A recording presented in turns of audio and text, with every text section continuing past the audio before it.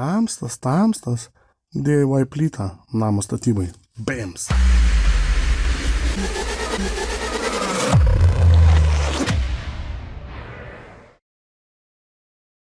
Žiūrim. Turi čia savyje bevėlį pakrovimą.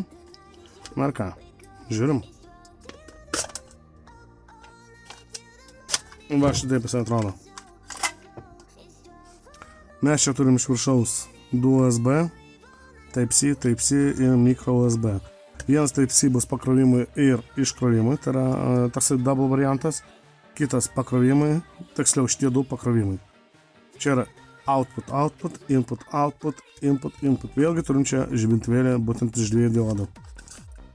Pabandom dabar sudėti batareikas ir pažiūrėti, kas čia gausis per DIY powerbankas. Vėlgi noriu pažymėti, nesumaišykit pliusų ir minusų.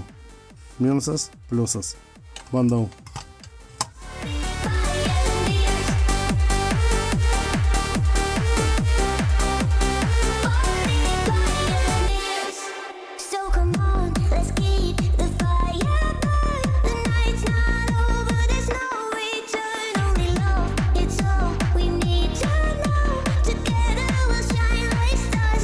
Pabandysiu dabar išjungti apšvietimą, parodyti, kaip jis šviečia.